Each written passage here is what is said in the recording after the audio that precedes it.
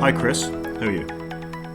Good morning, Rod. Yeah, I'm well. Here we are, episode 182. It's 22nd of July, and you're on holiday. I am on holiday, so I'm going to apologise right out the bat. I haven't prepared very well for this holiday. I have suboptimal recording equipment. I'm sat in my hotel with the balcony doors open, so there may be pool noises, laughter, bird song, people screaming and falling in. There could be all sorts of stuff. There's not a lot I can do about it, so hopefully I sound vaguely intelligible, but Chris should sound great as always. I'm in the shed, so I'm going to sound like a man in a wooden shed. So I hope that's okay. But you always sound like a man in a wooden shed, so that's normal, I think. Yeah, true, no major difference. But I think it's kind of cool we're doing a podcast and you're on Hollybobs, so we're making it work, aren't we? With the tech you've got, and you've not got a Mac with you, so it's this is novel, isn't it? Yeah, this is the first non-Mac related podcast, recorded podcast that we've done. I always said I was going to try it in Linux one day, but we'll see how we get on. Yeah, your hand has been forced somewhat. It has a little bit, but I've got an iPad just sitting off to the one side, just recording my audio just in case as well, so we'll see how that goes. I'm sure it'll be fine. You'll love it if it's saved by an iPad, won't you? Yeah, I'll make my day. If the iPads come to your rescue, that's good news. How's your weather? Mixed, muggy, hot, damp. It just seems to, I don't know, we seem to get all the seasons in one day at the minute. That's nice. I'm in Morocco, so the weather is considerably better here. It's currently 23 degrees, forecast to go up to 35 with beautiful blue skies. 35. There's a swimming pool, we'll cope. Yeah, okay. And they're built for it. They've got aircon and all the other good stuff, I'm sure. Although, not as much as you'd want, it must be said. But there we are. Okay, say no more. But I have been debating getting aircon for my shed. Well, I think this is a broader piece we should probably discuss at some point about the competing demands of climate change causing increased heating and the fact that we struggle with that, particularly in the UK, and adding air conditioning making climate change worse. So...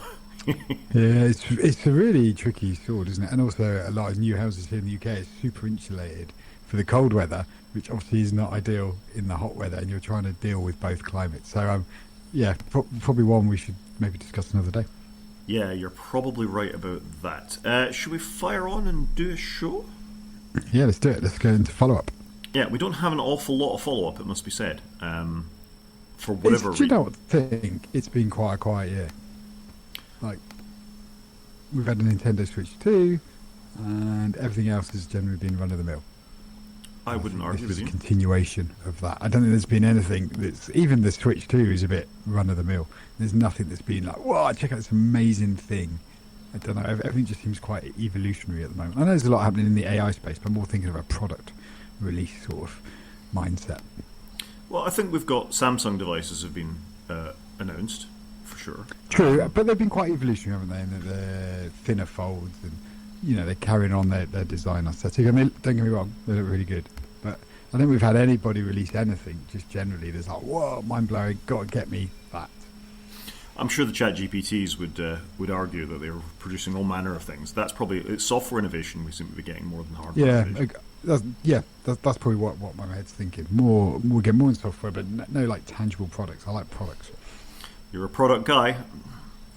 Sometimes. I've sold a lot because I've been clearing out. But anyway, should we get into it? Let's do it. So, do you want to tell us about this first story in follow-up about the UK backing down on Apple encryption? Yeah, so we touched on it before. Our government here in the UK wanted Apple to provide a back door, and they were leaning into some of their powers that they have to try and force Apple to do it. And the US government have got involved and gone, no, you need to take your ball and go home. And it feels like that's what's happening here in the UK. They can't talk too much about it, though, because under this act that we have here in the UK, the tech company can't discuss what they've been asked to do, kind of thing. But it feels like even the vice president's getting involved, JD Vance, and Apple aren't going to have to do anything, and the UK government's having to back down on their position, and they're trying not to, obviously, to create too many waves. Yeah, I kind of feel good and bad about this. Mostly bad, I think it's probably fair to say that. On one level, this is UK law. The UK should be master of its own domain, be able to prescribe what it wants to do. It shouldn't be being told by other countries, particularly one that's been as unreliable a partner recently as America. The fact that it's a really bad law, as you and I have discussed before, is kind of in my mind about this. And America pushing out this is a free speech issue is an interesting sort of approach to take. I mean, it seemed that JD Vance was on holiday in the Cotswolds, so maybe you could pop round and give him a bit of a talking to. Oh wow, not far from me at all then. I'm kind of with you. You kind of want countries to do their thing, but you don't want them necessarily to do their thing when it's stupid. So it's a real balance, I think, this one.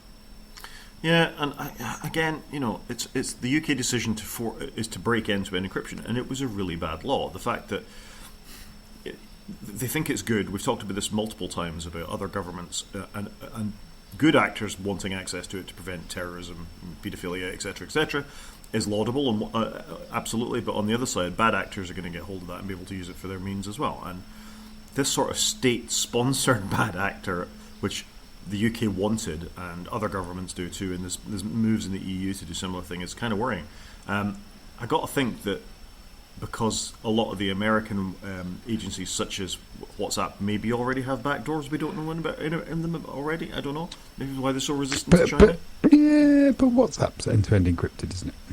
It is, but I don't know. I think it's a not invented here thing as much as anything else. That the US wants to tell the UK what to do and feel they've got that kind of stuff, and this kind of law impinges on American companies, and that's where this really comes from more than anything else. Yeah, no, okay. But I think it's good that the UK are going to do it. I do wonder whether new users here in the UK will be able to turn advanced data protection back on, because new users can't turn it on. I've still got it on, but it was going to get turned off at some point, in the future, is my understanding. Yeah, I never turned it off either, and I wasn't prompted to do so, so I guess just as well we didn't. Agreed, but hopefully it will come back on. We shall see. Let's move on to the next story, which is about the co-op, I think. Yeah, so I was just following up. We talked quite recently here in the UK. We had Marks and Spencer's, big clothing and food chain. They seem to be more known for food stores than anything now. They got cyber attacked earlier in the year, and then not long afterwards, or later on in the same week, the Co-op, again, another big grocery, supermarket chain here in the UK, got hacked. And the Co-op have just come out and said that all of its 6.5 million customers have had their contact details leaked. So not transactions and orders, but contact details. Not credit cards, but just your name, your address, just that personal information that helps identify you is being leaked. And that's a big number, 6.5 million. For somebody to take all that data, it's not good, is it?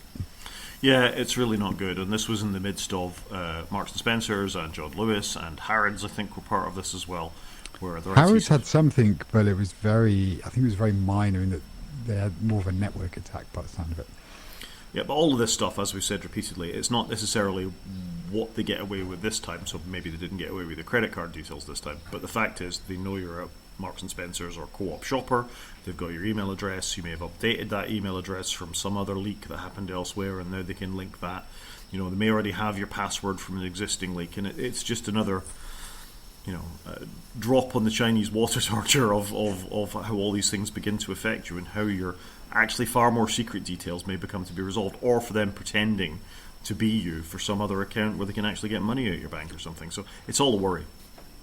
It's the way they can profile more data on you, isn't it? They can build up a picture of, okay, we know this person's called Rod, we now know his address, we've got one of his email addresses, and maybe they get another one of your accounts. Oh, now we know his, potentially his secondary email address or his mobile number, and they start building up that picture of Rod and everything they know about him because they've had multiple attacks. So yeah, not good is, I think, my summary of this one, that so much data has been leaked, and it's taken them a while to come out and say this. Yeah, and retail has probably not been that focused on cybersecurity from this point of view. You're a shopper, you come in, you do the rest of it, but it just goes to show in the modern world that cyber security, defences, penetration testing, social engineering, all these things are so important in every aspect of business. It's not just healthcare and banking that need to worry about this. Large amounts of money change hands, you've got lots of customers' details. I suspect if this was Tesco, you'd have an awful lot in people's actual purchasing decisions as well, based on the sort of data that Tesco and the bigger supermarkets actually collect on you. So this is probably quite useful. Yeah, agreed. I think you're right, and hopefully other supermarkets are looking at this and going, whatever we were doing before, we need to do more of it. I hope they're not just sitting on their laurels because they didn't get attacked. Yeah, this time. And we've reported on councils being attacked, NHS trusts being attacked. It's an ongoing thing, and we've got a couple of stories in the news about other attacks that are happening all the time too. So pay attention, everybody. Agreed. Moving on, we have a story from OpenAI, because it's important to have a ChatGPT story every week, I think, when you're doing this. As I said, this feels like the new way. ChatGPT, or OpenAI, the company behind them, have deployed an agent now that can do tasks for you. So you can actually enable it to run inside of programs on your computer. Rather than it being a standalone box off to one side that you chose what data to fed to, you can now enable it to do things. And an example in this case was to go and buy tickets, renewing tickets for train or travel or something like that, where you can give it a series of instructions and it'll go off and do that in a routine way for you. What did you think of this story? I just worry we're going to open a world where we've just got AI bots doing work, self-generating work, where you've got, if you don't attend a meeting, the AI bot can summarize it. It can then send emails, and are we going to just have these as being our assistants to do things for us? How much are we going to trust them? I'm not sure. Would you trust a bot to go off and buy your important airplane tickets or train ticket for your urgent meeting tomorrow morning? I don't know. I'm just sceptical at the minute, but you can see a world a year from now where this is just the norm and we're doing less and less of this stuff. Yeah, I mean, in one way, this is the dream, isn't it? That what you want is to take the tedium out of life, so you can get on with doing your work harder or creating your art or whatever it is you want to do. Sort of the vague looming threat of these things is that it's removing people who would like a really skilled person who knew how to do this job to book a holiday for you, to like a concierge type that you get in a hotel or something like that really knew the area and what was going on. That's really hard to replace. They might book you at a table in a really dodgy part of town, overspend on it, book it for 11 o'clock at night when you wanted to go earlier. Maybe it's not child friendly, maybe it's got smoking and you didn't want that. There's all sorts of parameters that a human being would instinctively understand that you'd want based on what they know of it, against what an agentic AI would do. It's not to say it's not going to get better, but it's kind of we go ever further into the uncanny valley, and then there is the fact of trust, as you said, that they get things wrong. And the moment they get things wrong, how long they'll continue to get things wrong for is up for debate, I guess. But it's I guess we're in this sort of weird middle ground, aren't we? We are. I guess what is good with the agent news, though, is that we seem to have gone past AI doing all the fun stuff like making logos and artwork, and actually getting AI to do the mundane stuff that isn't enjoyable. And I get making logos isn't enjoyable for some people, but there is a whole industry that does marketing and graphics and branding, and I think we want that industry to survive, but we also want obviously PAs and assistants to survive. But I guess taking some of the mundaneness out is a good thing and helping you find the best deal. So it's good. I think AI has now been used for more mundane jobs and for hopefully freeing people up to do the fun bit of their role. Yeah, I don't know. I mean, Icon Factory, who make Tapestry and others, have publicly said that they're actively being damaged by AIs by creating logos and things for them, that their business has taken a significant drop. So that is an amazing brand that has done so much incredible work over the years. And to see that sort of impact on things, the logos these things create don't appear to have the sort of impact, dynamism, history, understanding of what makes a good logo as a company that's been doing it for years, even though no doubt many of Icon Factory's assets have been consumed by an OpenAI type or an LLM of some sort. So I think you can just ask them to do it now. I asked Google Gemini not long before the podcast to create me a logo for a new thing, and it was alright. It wasn't great. I think Icon Factory would have done me a better one. So, like I say, I think we're in a sort of halfway house where these things are now accepted of being able to do some things to an okay standard, and that's probably good enough for most human beings.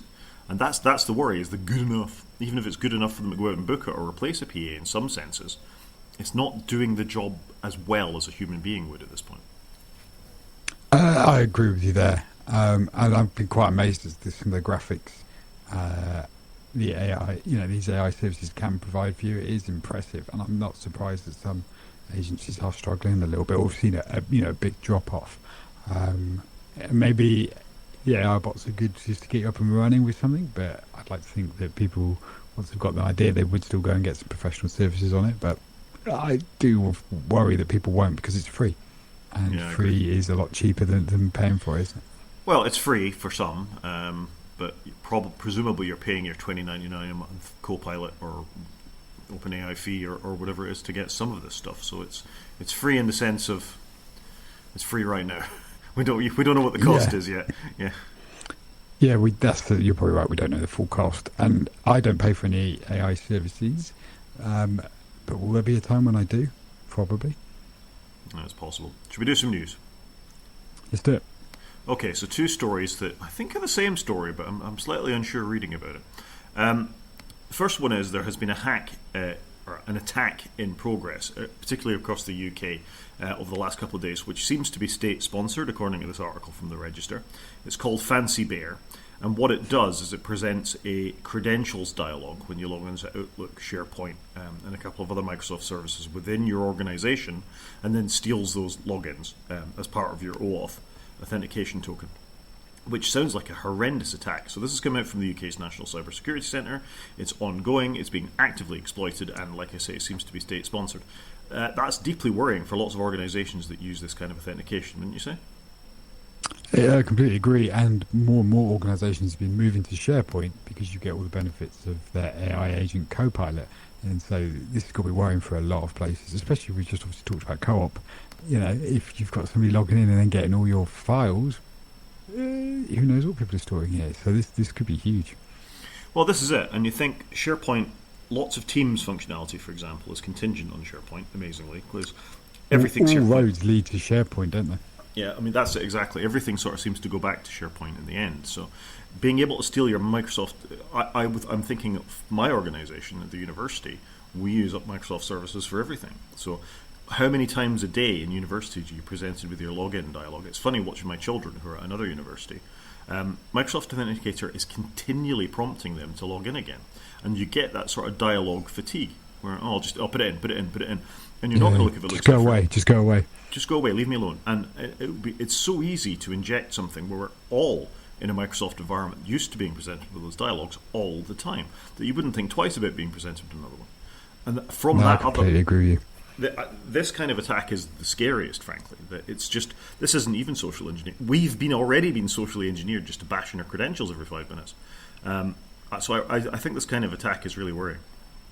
Yeah, completely agree. It's not good, is it? It's not good at all. It's really not. And I think you're about to follow up now on the next thing. Yeah, so which bleeds into the next thing, that there's a 0-day vulnerability in Microsoft Sharepoint, which 10,000 organisations around the world are at risk from. So cybersecurity firms cautioned that a broad section of organisations around the world could be affected by the breach. More than 10,000 companies, not devices, with SharePoint servers are at risk. The US is the largest number, then the Netherlands, the UK and Canada. It's a dream for ransom. So Microsoft really need to get on and patch this as quickly as they possibly can. Yeah, so this is for people on-prem. I wonder what they've done about their O365, M365 cloud-hosted variant of this. Is that patched? Because it wasn't clear to me, and a lot of companies will be using that. So if I've got it on-premise, it's unpatched, but is actually the service I'm paying Microsoft for, are they actually on top of it? I don't know the answer.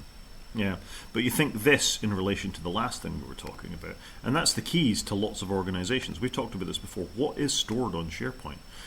If you everything. If you took these documents from SharePoint, run them through an LLM, and say just look for stored code, GitHub repositories, yada yada yada, whatever's in there, the chances are you'll get the keys to lots of kingdoms buried away here, and certainly how they work, and their intellectual property, and internal meetings that they shouldn't have had, and employee appraisal reviews, and who knows what else you're going to be able to pull out stuff like this.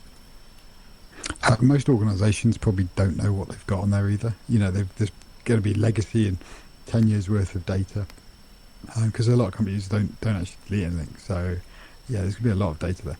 Yeah, it's scary. Moving on to something less scary in one sense, but Apple certainly wouldn't like it. Do you want to tell us about what Jon Prosser has been up to? Oh, so yeah, this was interesting. This is a guy that leaks, and he's leaked quite a few times, up-and-coming Apple stuff. And this year, Jon Prosser leaked a video about what iOS 26 is going to look like, and obviously we all know what it's going to look like now. And what he'd done was they had a FaceTime call with another individual that they filmed, And in the background, people worked out the apartment that it was being filmed from. And basically what happened here is a housemate of an Apple developer took the Apple developer's iPhone when he wasn't there and then shared it with this guy, Jon Prosser. And now the Apple engineer's lost his job because his mate has, used his developer device to leak the footage and get the design out there to this well-known leaker. And Apple are now going to sue Jon Prosser for this. So they fired the engineer, even though the engineer didn't do the leak, but obviously left his device unattended, and obviously managed to disclose his PIN code to it at some point, or was social engineered for his roommate to get his PIN code, and then obviously his roommate then shared it with Jon Prosser. So it's pretty bad. Well, that's what the story is anyway thus far. But it's going to be interesting to see how it plays out, because Apple have struggled to catch leakers in the past. So interesting to do this. Yeah, I mean, it seems a little more cut and dried for the pathway to this that Jon Prosser paid, actually carried out the payments. The filing, I noticed that Gruber had done some sort of reverse engineering on the filing for the redacted stuff and reckons he's worked out who the various people at Apple who are doing the suing are, which I suppose is vaguely interesting, but will eventually come out when it's unredacted anyway, so I don't know how interesting it is. I think he was playing with Apple's a huge company though, isn't it? I mean, is he going to help us to know who's doing this suing? I don't know. The one thing I did like is I quite enjoyed finding an Engadget link for this, as the company most infamous for leaking Apple products before they came along with the iPhone 5 leak. So this is interesting. Suing YouTubers is quite a way to go. I wonder where Mark Gurman gets all his leaks and information from sometimes. Presumably he's not paying for it, it's just people want to leak, so people know about upcoming Apple stuff, and you get inside of Gurman's good books. And I guess the secretive side of Apple sort of continually combats people who want to share exciting new stuff, and then people like us pundits who like a little bit of juicy news to talk about on our podcast every week. I do, but sometimes I'm quite happy when we don't get a leak, because most of what happened at WWDC we largely knew about, so it makes it very unexciting. The only bit they managed to keep relatively quiet was how good iPadOS was going to be. We knew something was going to happen, but we didn't quite know what. So I'm quite happy if they don't get the leaks, but we already know what all the iPhones are going to be. Imagine if we didn't know there was going to be an iPhone Air. But we already know it. We already know quite a lot about it, and we're going to talk about it in a minute. Fair enough. Okay, I guess we'll keep an eye on the story, because as with all court things, it'll just take forever to develop, and then it'll all happen at once, I guess. Yeah, it'd be interesting to see what the outcome is. Like, did they actually manage to successfully sue him, and will that actually stop other leakers? I guess this one is different because his money has changed hands, but equally Apple could do this for people where money doesn't change hands. Yeah, it's true. Okay, well, we have some rumours, speaking of leaks, of a new M5 iPad Pro. From the looks of it, unsurprisingly, it's an M5 chip in it. I don't think anybody's going to be shocked that that's the next processor that's going to be in the Pro models. But it's going to have better cameras, is the thinking, yes? No, apparently it's going to have two front-facing cameras. So one on landscape, like you get now on the iPad Pro, and then one on the portrait orientation if you were to turn it around. It's just quite interesting, because I was thinking, I use my iPad a lot. I was like, I don't think I need two cameras on the front. But what this article is saying here is that could actually bring desk view that you get on your Mac to the iPad, apparently, because it could use the second camera. But it just seems like another way to make an already far too expensive device even more expensive. It does feel like we are going to end up with the iPad Air, and I think my thinking's going there already, that the Apple's Pro range actually isn't for me anymore, because they're just pushing it higher and higher and higher. Maybe they should do that. But it feels like the Pros were once for everybody, whereas now they really are going for Pros, and middle of the road is probably more where I'm at. I think that's fair. I mean, we had that whole debate with the iPhones when they released new models. Do we need to go Pro with the 16? Will we need to go Pro with the 17? Probably not. Based on what I've seen from my daughter's 16, it's an excellent device. I don't need any of the Pro features. I don't use any of the Pro features particularly. I will miss always on screen. That's the only thing I quite enjoy. But who's to say that won't come to the next iteration anyway? You'd have thought it'd filter down at some point. It's just quite interesting. It is quite interesting. That's the M5 iPad Pro, so it's going to be faster, and it's going to have another camera on it, and it may have smaller bezels apparently, so nothing very exciting. But surely, is that the only reason you'd put another camera in this? The speculation in the 95 Mac article about it being for desk view, so you can look down and stuff. I have never once used a desk view on any of the devices I've had it accessible on. Completely agree, but maybe it's a good thing for YouTubers, I guess. I don't know.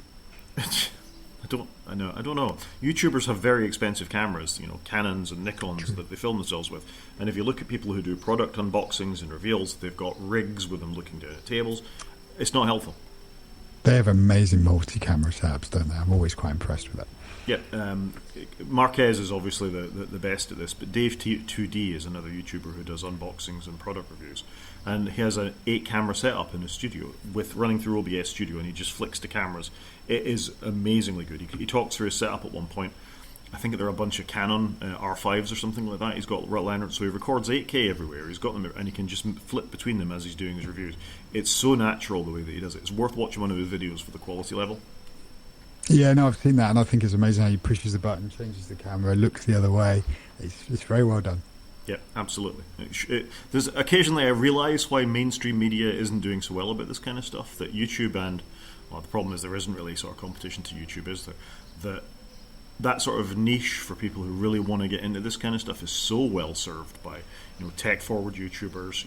TikTok does the same sort of thing for influencers and makeup tips or whatever else you want to get that stuff. It's no wonder the mainstream media is suffering, because as with podcasts, you can find exactly what it is you want to consume and just consume that, whereas the BBC or CBS or NBC can only give you a general view. Yep. Yeah, no, agree with you. Okay, moving on. iPhone 17 Air. Tell us about it. So this was just, is it going to be an accessory for the iPhone 17 Air? We just touched on it, that the iPhone 17 Air is coming. It's found I'm really interested. But apparently the battery is going to be really small, because the Air is going to be so thin. And apparently once you hold the Air, you're not going to want to go back to any other phone. So there's just discussion here that actually it might bring back the Apple MagSafe battery pack. Which they did do, but they've never made a Lightning one, which is a USB-C one, apologies. And it is a really well made piece of kit. I always had one and I thought it was fantastic. And a lot of obviously other companies have copied it. So apparently there might be some form of additional battery coming for the Air, which would be Apple kind of signposting. We know the battery's not great on this, but we are pushing the envelope here. I don't understand. You want to make a super thin phone, great. I don't know that anybody's asking for a super thin phone unless this is a stepping stone to folding phones next year, but why would you go through all the tooling and everything required to make a super thin phone unless you're not going to have it for multiple years? We know Apple tend to think like that. Battery is the most important thing in any phone. Everybody would settle for a slightly thicker phone if it gave you 2 days, 3 days, 4 days battery life. Or just one when you're running the iOS 26 beta. Yeah, as we both discovered to our cost, that running a beta with it, even considering we have the chunkiest phones, or certainly, I have the chunkiest phone, and how quickly it was going down when I was on the beta, and that doesn't seem to have changed. So I don't understand the iPhone Air. On one level, it's state of the art, that because you can do a thing, you should do a thing, and we've seen that with Samsung and their thin phones. We talked last week about how the folding phones cram amazing amounts of battery into a very small space. I don't think this is gaining Apple anything. No iPhone user I've gone, oh god, I wish it was a little bit thinner, genuinely.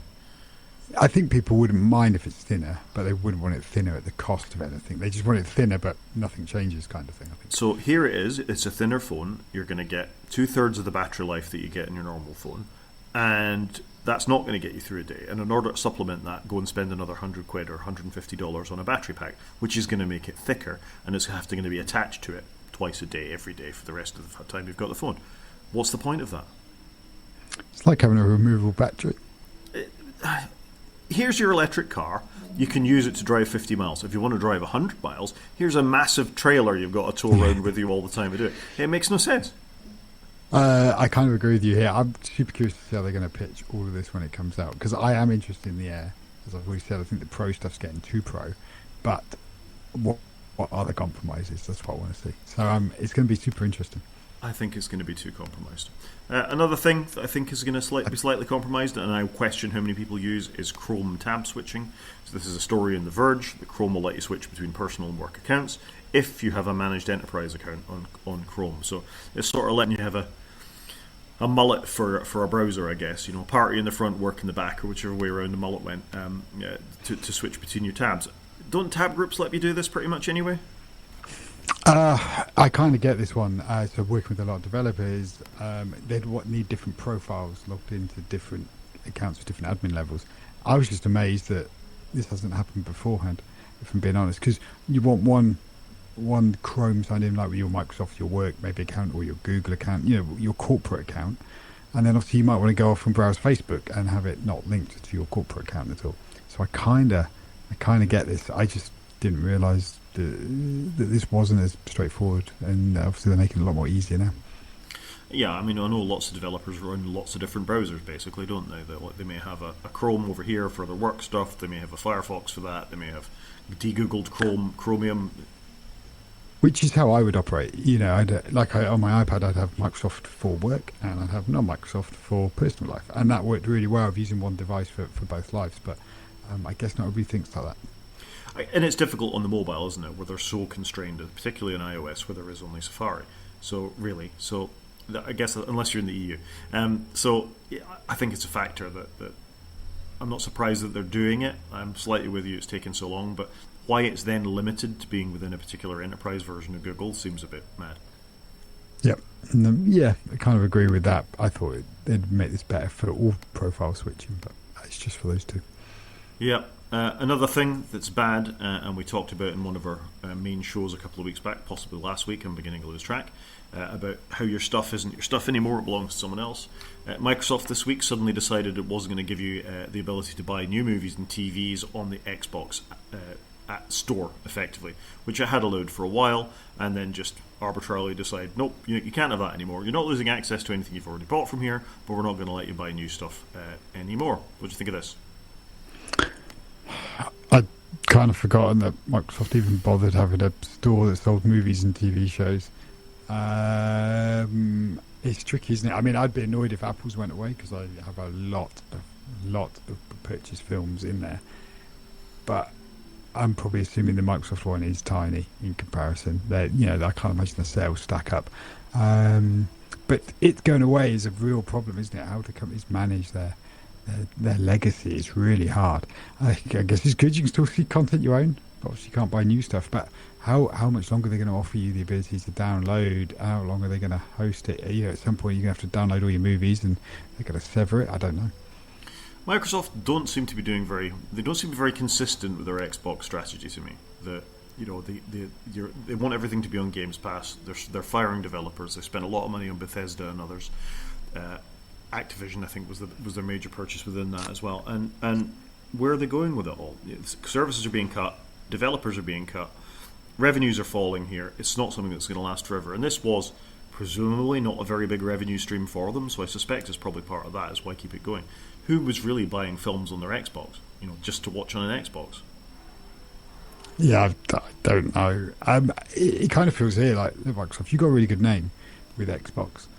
Why don't you just concentrate on games? Just concentrate on what you're good at. Nintendo have kind of done this. They've really lent into it, haven't they? Why aren't Xbox doing the same? They've got a great reputation. Yeah, why don't I agree. They just do that? I mean, let's face it, Nintendo, you can't even get Netflix or whatever else within the Nintendo store at the moment. There's a rumour they're bringing it back for the Switch too, but you could get YouTube. I assume that's still there. I don't know. I genuinely don't know. But then you can stream. I think, can you do Twitch streaming and things like that from Nintendo? I don't know.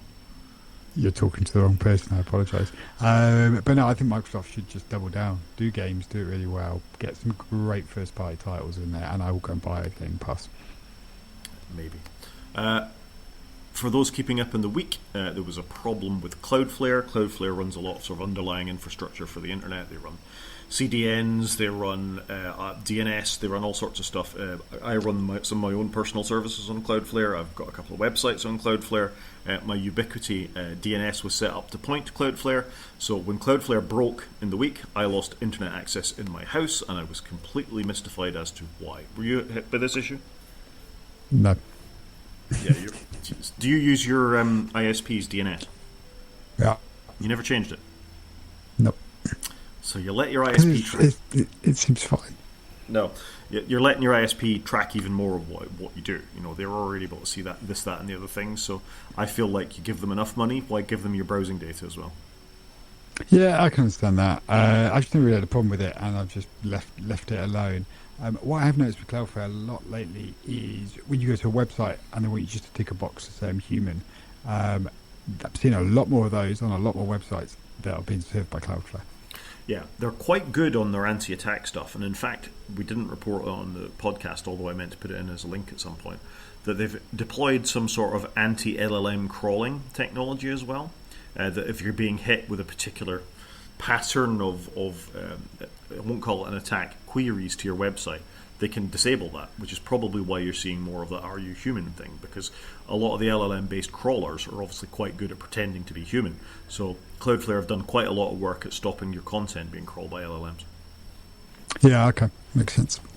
Does, doesn't it? I quite like Cloudflare. I mean, they're a large American company and I'm trying to move away from them, but a lot of this sort of deep infrastructure stuff is really difficult to do. The American companies are so embedded across it. And Cloudflare offer a lot of services, it must be said. And just to go back on my DNS thing, my router is set to Cloudflare's DNS. It was set to Google's before that. So 8.8.8.8 I think is what it was set to, but I moved it to Cloudflare's just because I trust them more as a company than Google. And I don't want to give my ISP complete access to everything that I do. I love that the DNS server is 1.1.1.1.1.1.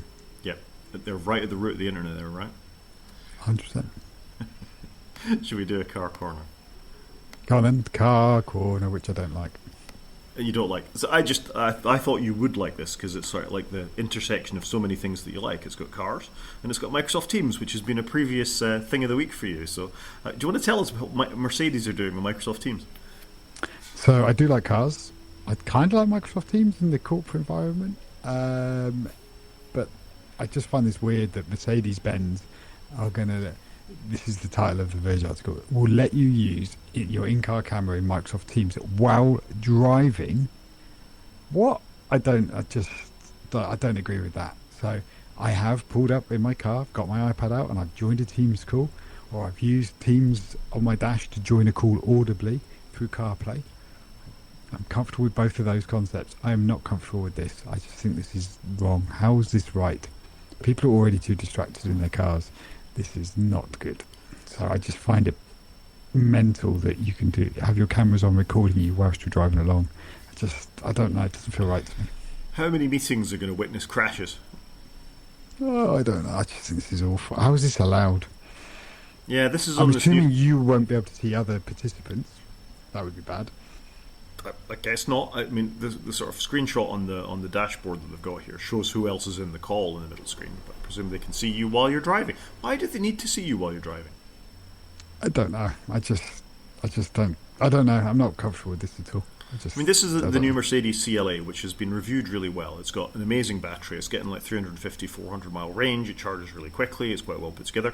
I don't think Mercedes-Benz look particularly good. They're not as evil and ugly looking as BMWs, which there isn't a single good looking BMW around at the moment as far as I'm concerned.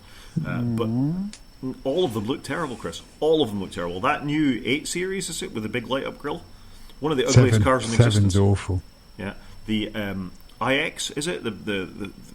Is an ugly, very ugly car. The only nice looking car is a little sports car that's actually a Toyota. The Z4. Z4, which is really a Toyota. It's a GT86 underneath the skin. And that's obviously because they couldn't ugly it up any more than what was going on there. So, horrendous looking cars. Anyway, Mercedes look very tacky on the inside. This awful sort of cheap looking plastics and silver coated things on them. And now they're cramming Microsoft Teams into there as well. I'm afraid it's not a car I'm going to rush out and buy. Yeah, and it's probably incredibly expensive. A friend of mine does have a Mercedes, actually, to me, and it was an A-class from pre-pandemic just. Do you know what? Fantastic. Actually, the inside is really good. It's really comfortable. I was surprised because I've never been a huge Mercedes fan. But actually, I was really interested in it. And it's a hybrid one, a plug-in hybrid, and I was quite impressed with the economy. The ride was very comfortable. The tech was pretty good. Other than CarPlay, wouldn't go full screen. For some reason, they capped it just to be this little box on a massive screen. And you got loads of blank stuff. Other than that, I thought it was actually a really good car. There we go. On German cars, we may disagree, I feel. Yeah, I do like a German car.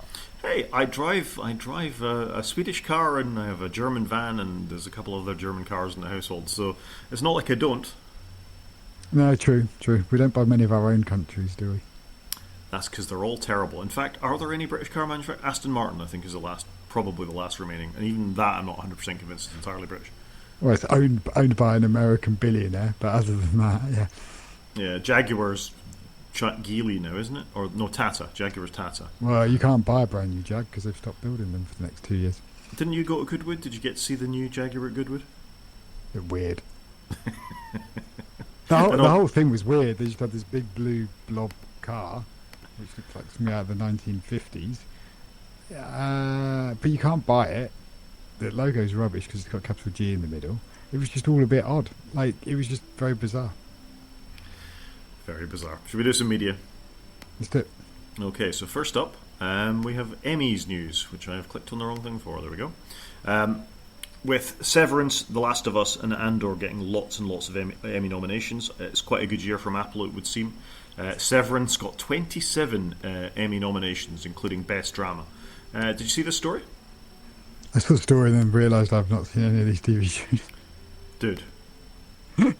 That's just amazing. Right, okay, so I can talk about Severance. I endorse this. I think Severance is one of the best things that's been on TV in years. I know you went back to try and watch season 1 again and struggled again, I think. I know. No, I watched season 1. I watched it all the way through, and as I got towards the end, I was like, oh yeah, something kicked off in my brain, and I was like, I remember this now. And I really enjoyed season 1, and I've still got season 2 lined up in my queue, but I just want to commit some time to it when I can actually. I want to watch it properly, not just have it on in the background whilst my family keep talking to me. This is absolutely the way, but don't leave it too long because you need to know what happened in season 1 because it goes straight into it in season 2. There's no messing. Okay. Severance deserves every one of its nominations. The studio got 23 nominations. We've talked about the studio. I've watched 4 or 5 episodes of it.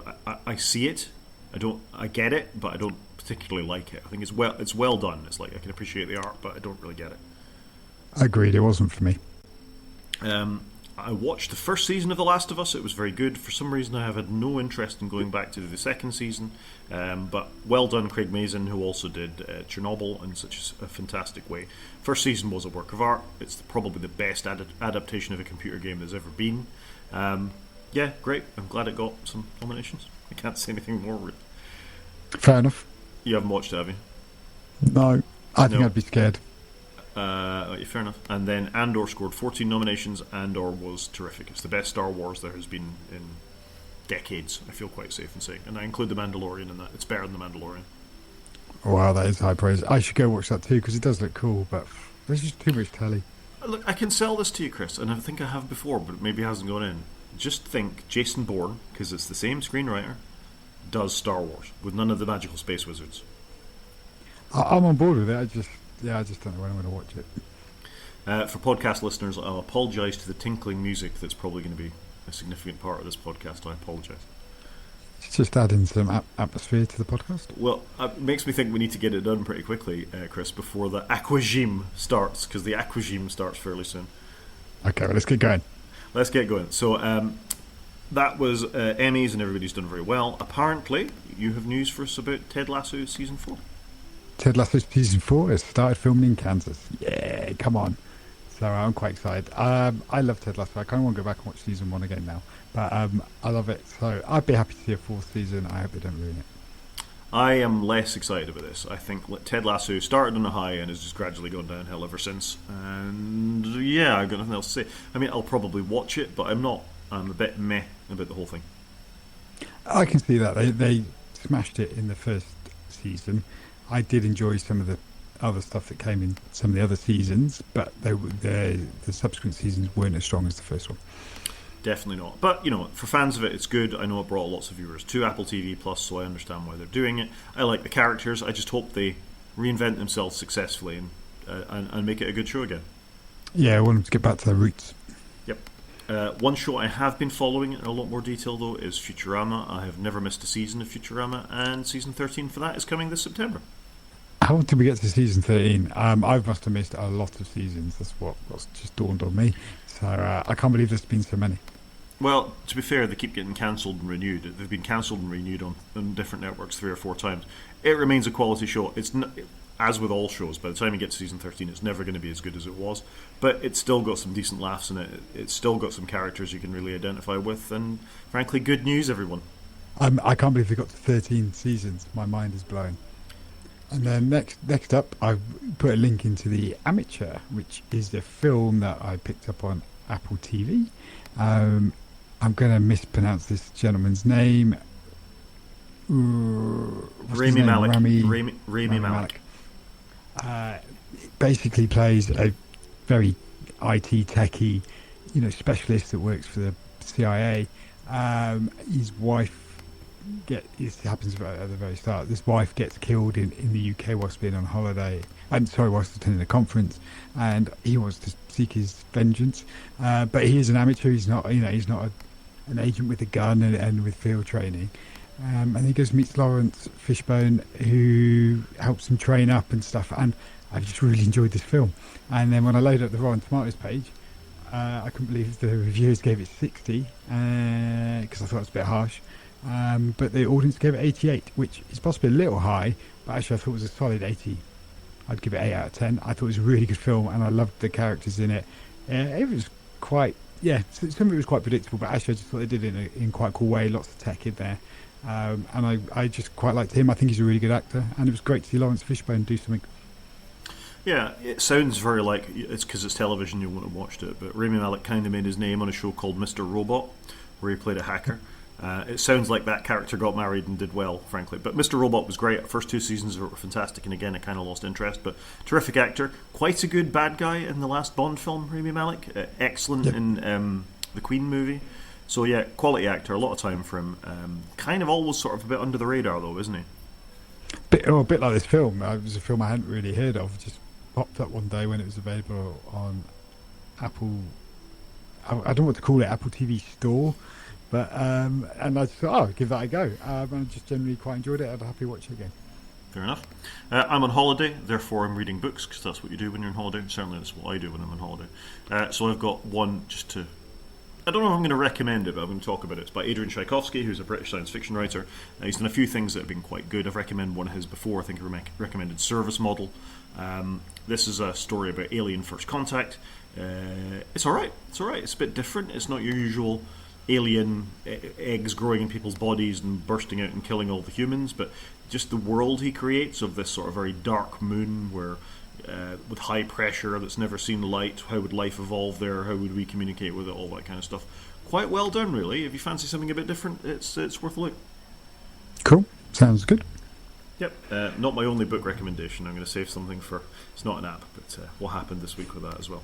And last but not least, in the media section, which I'm recommending because it could almost have gone in games, actually, but there's a new Mortal Kombat film on the way. Mortal Kombat 2 is coming.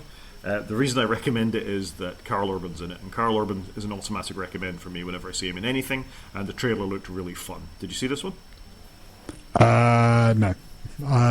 I didn't even know what... I thought there'd already been more than one Mortal Kombat film, so obviously I'm misremembering, but I just assumed because there's so many games there'd be a couple of films, but no, I didn't see this. Yeah, so there was a previous generation of Mortal Kombat films which had Christophe, I can't remember his name, the actor from Highlander, French actor from Highlander. My brain's gone blank. Anyway, he was in the earlier Mortal Kombat films in the late 80s, which didn't do very well, and they rebooted it 2 years ago, I think, with a Mortal Kombat film that did do well. It made quite a lot of money at the box office. And now there's a second one, and it's got Karl Urban as Johnny Cage, and he's awesome in it. Or awesome in the trailer, anyway. That sounds good. Maybe I'll give it a go. The actor you were thinking of was Christopher Lambert. Christopher Lambert, that's it, yeah. Appeared in Highlander with Sean Connery, where Christopher Lambert, who's a Frenchman who played the Scotsman, and Sean Connery, who is a Scotsman, played an Egyptian by way of Spain. They could have made their life a little bit easier, though, couldn't they? I never understood why they went with that particular route, but such is life, I guess. Should we do some games? Yeah, let's do it. So not much in the way of games. Neither of us had really had much of a chance over the last couple of weeks with life getting on. The first thing I wanted to mention was a thing called Shad PS4 Emulator, which is a PlayStation 4 emulator that works with 3 games at the moment, including the really popular Bloodborne and a couple of others, Shenmue being another one. It's a PlayStation 4 emulator that will run on your Mac, your Linux box, or your Windows machine. And oh my gosh, isn't emulation getting good? Yeah, that's pretty cool, isn't it? Yeah, it's pretty cool. Saying that, the PS5 is quite a good PS4 emulator. Yeah, but to buy a PS5, you've got to spend, what are these days, 550 quid, something like that? Whereas if you've got a relatively decent Mac from not that long ago, you can play some of these PlayStation 4 games. Yeah, no, it is cool. And also, if PlayStation stop allowing you to download PS4 games and all of that, you've got a mechanism to play them. So it's good for the longevity of those games. Absolutely. And last but not least for games, something we have bemoaned with our attempts to play Civilization 7, although I don't think either of us are making much progress on that, is that my big problem was the Scouts didn't have Auto Explore because I like to get on and do other things. Well, hooray, Civilization have added Auto Explore to Scouts. That is cool. I'm glad they are still doing some relatively big stuff to it quite a few months after it's come out. That screen grab, though, it's a beautiful looking game, isn't it? It is, but I'm not compelled to go and play it, and that's a real problem. As a Civ fan going back, 30 years at this point? Longer? I'm not compelled to play it. I've sunk, I don't know, tens of hours into it, whereas I would be at hundreds of hours at this point normally, and I'm not attracted to it. Yeah, I do want to go and have another go at it, but I've got some other games to play, so I just haven't got there yet. There we go. Should we do a main show? Let's do it. Okay, so I just thought it might be worth speaking about Apple One a little bit. I'm feeling a bit shortchanged about it, so I want to get your feelings, really. I'm going to put up the little price list for Apple One, in the UK at least, and this will vary around the world. So Apple One is the service that Apple offer that give you a bunch of bundled stuff for one nice monthly fee. And the way to think about it, I think, is it started with we'd all pay for an iCloud subscription. So we could take our 5 gigabytes that we got free with our iPhones and be able to expand that to make use of some drive features. Is that a fair assessment? Yeah, I think so, because you get 5 gig, don't you? And most people find 5 gigs not enough, and you want your phone to be backed up. Then you want your photos, and yeah, so that's how it started off. It sort of changed over the years. We had Mobile Me, we had iCloud, we had bits and pieces, but that was the root of it. You used to get an email address and not much more. But as Apple moved more towards being a services company, they started to offer more things. So when iTunes came along and offered a subscription service, it was still called iTunes, but it's what we now think of as Apple Music. And you could pay a monthly subscription to get Apple Music in this as well. And that was pretty much the scope of it. You had a drive, you had access to Keynote and pages and documents and things like that online in the same way Microsoft Office and Google Docs is a thing, and you'd get Apple Music, and that was it. And we were quite happy with that status quo, which wasn't a lot of money. It was about 11 quid a month or something like that, if memory serves. Yes, something like that. I think it was a bit more for Apple Music for the family. Right. Yeah, because you get 5 members of your group that you could share your Apple Music with. Anyway, over the years it has expanded, and then about, I guess it's 4 years ago at this point, they offered a suite of services which would consist of iCloud, Apple TV, Apple Music, Apple Arcade, Apple Fitness, some of these have pluses on the end, and Apple News Plus. And for your fee, you could have a range of these things applied to what you would get either individually or as a family, yeah? Yeah, sorry, I was just looking at why haven't they called it Apple Games Plus and Apple Music Plus, because, I don't know, it just feels... why can't we have some consistency, Apple? Well, because you get iCloud with your 5 gigabytes of your phone, but you get iCloud Plus, which is anything over that, yeah? Yeah, I guess so. It is rubbish. But you're right, they've basically combined them all together, and now we pay a lot more money. Yeah. So for that, for your £19 a month, effectively, for your individual, you get iCloud Plus, TV Plus, Music, and Arcade. Okay, right. For your family, you get the same thing, but it's $24.95 a month, and you get 200 gigabytes of iCloud storage. And then there's the premium tier, which is $36.95 a month. This is the one I'm on, full disclosure. $36.95 a month. For that, you get 2 terabytes, and as well as those other services, you also get Fitness Plus and News Plus. Which one are you on? I'm on the big one because I think I'm on the big one just for the 2 terabytes. I could live without Fitness Plus and News Plus. Right, I'm glad you honed in on those things, because I think it's probably worth just taking a quick tour through the services. I looked at my iCloud usage, and I use 60 gigabytes. So I pay for 200 gigabytes, but I use 60 gigabytes amongst the 5 members of my family. I've added my father to my plan as well. So I'm not really getting the value for money out of iCloud Plus. You? Oh, you must be using more than that, surely. No, I've got my own cloud services, haven't I? Because I'm using 1.3 terabytes as a combined family. Yeah. Is yours all in photos? So my family are using 870 gigabytes, and I am using 470 gig on photos, 6 gig in backups, and 5 gig in messages, and then a bunch of other stuff in other apps and documents. But I could and probably should have a little trim. Yeah, I'm not using that much. Because you could easily go down 1 tier, couldn't you? Down I could easily go down 1 tier, and probably should. And this is kind of my point: is that as I move more and more things into my own clouds rather than trusting other people with them, I don't need the 2 terabytes. It does make my life easier that I don't need to think about it. You know, the kids are at university; they're doing X, Y, and Z. They're just making use of it. But fine, iCloud what it is. TV Plus, I think, is a worthwhile subscription. I've got no problem paying TV Plus. I watch enough things on Apple TV that it's fine. I think I do, but I could do what I do with other services and just pause it, and then just buy it for a month when there's 10 things I want to watch. Yeah, fair. Music is the same, but I think I listen to more podcasts these days than music, and I actually get YouTube music as well because I pay for YouTube Premium, so I could have all my music that way. I think I would struggle with music. I think me and my son use music a lot. In the car, because of CarPlay, we use music a huge amount. So I was just thinking it through. I think I would really struggle not to have music. Apple Arcade, do you use it much? No. I thought I would, but I barely play any games on my Mac. Yeah, and I think on that's my fair. Mac, I'd barely play any games on any of my Apple devices. I'd rather spend the time on the PlayStation, the Switch, or the PC. Yeah, and it doesn't matter because most arcade games you can play on any of the devices. They are cross-platform, effectively. Yep. But I'm the same. Barely use it. Balattro's on there, but I bought Balatro anyway. Slay the Spire's on there, but I bought Slay the Spire anyway. So it's not really bringing me anything Apple Arcade. If it went away tomorrow, I wouldn't bat an eyelid. Agreed. Fitness Plus, I used a little bit when it first came out. Other members of the family used it too. Haven't used it since. It's just something consuming space on my Apple TV. Yep, agreed. Yep. And then News Plus is a funny one because I know you were a big fan of News Plus, but it's pissed you off recently, yeah? Yeah, I was getting a bit cheesed off with it. And actually, because I'm trying to use my phone less, I've removed quite a lot of apps off my phone, so it's not on there. Occasionally, I dip into News Plus, and I do mean occasionally. But I have a digital subscription to the newspaper here. And actually, you can screen grab it, and if you want to do the puzzles, you can just use your Apple Pencil and do the puzzles like you would if you had the real paper. And I actually quite like the newspaper; it's quite succinct, and that's usually my de facto place for a bit of news in the morning or in the evening. So I could live without News Plus.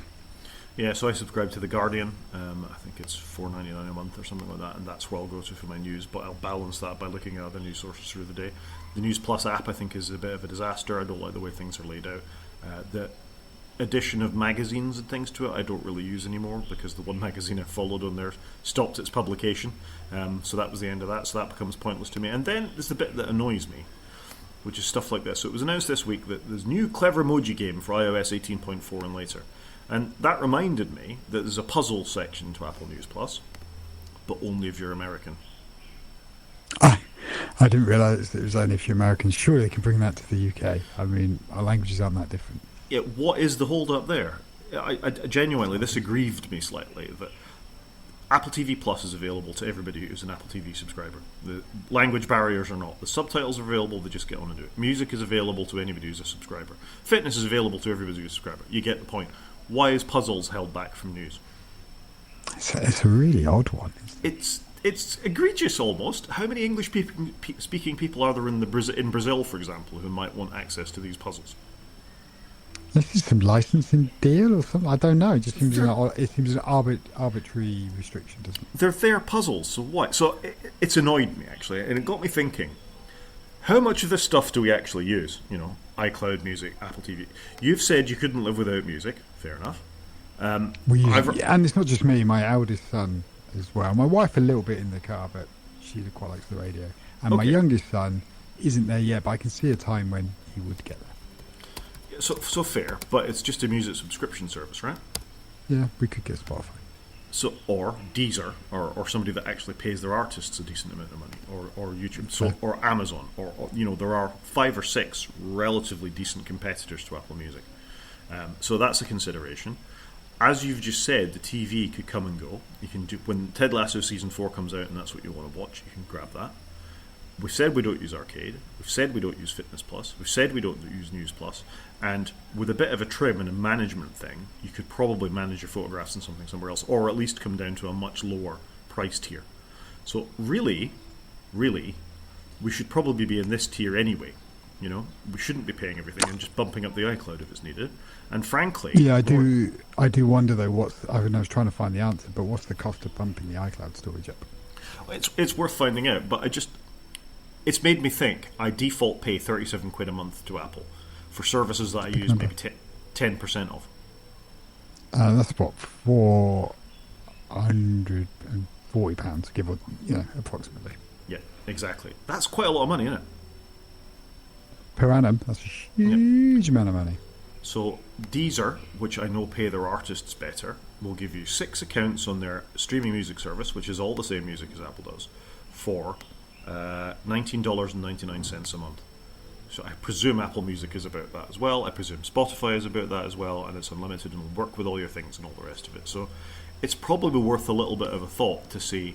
I think it's worth a thought experiment, really, are we just slavishly giving Apple money for services that we're not really consuming in a useful and thoughtful way, where we could dip in and out of TV because it's a good service. I suspect most of our bandwidth and storage could be stored elsewhere. I now store all my photos in Image rather than on iCloud, so that's probably why I'm using less from there. It's just worth a bit of a thought, I think. Yeah, I think the problem I have is my father-in-law's on my plan, and he has a lot of photos, and I quite like that. They're all synced.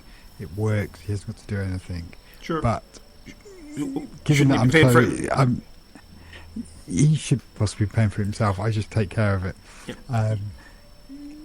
But what worries me, if I downgrade and I have less storage, will iCloud deal with it whilst I then buy a bit more storage to top it up? And that's probably why I've not touched it. I think it probably will. I've read stories that if you buy an iPhone that's smaller than the existing iPhone, you get a grace period of being able to back things up and move things around. And I would imagine Apple being pretty good about it, but I just haven't touched it because I'm too scared to, I think. But it is a big number.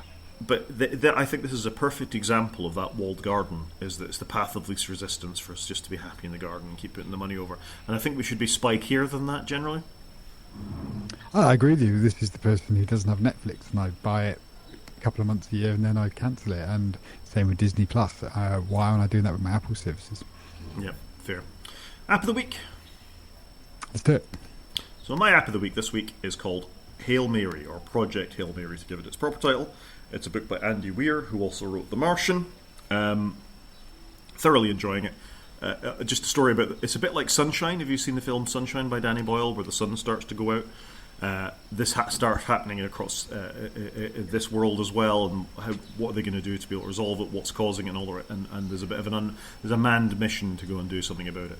If you watch the trailer, which I've linked to in the show notes, which they've made a film out of it now, which is going to be released in October, I think, starring Ryan Gosling, it has a very similar vibe to The Martian. You know, one man does science against everything that's happening in the universe, but I quite like that. I thought they did it really well in The Martian. It's a well-written book. It sort of speeds along. There are some good scientific things within there without it absolutely going nuts on it. It's a good story too. So it's just a really nice little recommendation that if you like The Martian, check out Project Hail Mary the book, and the film's coming soon. I've actually read the book ages ago. There you go. Which is probably the one time I've read a book that you've read. I quite enjoyed the book, actually, I must say, and I read the book based on the premise of The Martian, because I also read the book The Martian, and I love the film. So yeah, this should be good. Fair enough. And you seem to have recommended the same thing that you did last week. Well, this week I bought another one, so I thought I'd just briefly discuss that. So last week I recommended my Beats pill, which I got in some Prime deal, and then I was reading about them where you compare them and have a stereo pair. And I thought, that sounds quite good. And I managed to find one relatively new on eBay here in the UK, and it was even cheaper than the one I bought on the sale. So I managed to buy two for the price of one, basically. So I got a pair of Beats pills, and I've linked them so that when you turn them both on, you get a stereo pair, which I thought was quite cool. They're actually really well made, but they are not a portable speaker. It's so heavy. That is the one that, especially if you have two of them, it's even heavier. But quite cool sound, nicely made, and it's something that we can put outside, or I can have here in my office and just move around the house. So nice big kit. At the best possible audio fidelity is stereo pair as well. Probably not the best in the world, but there we go. I think that's the end of the show.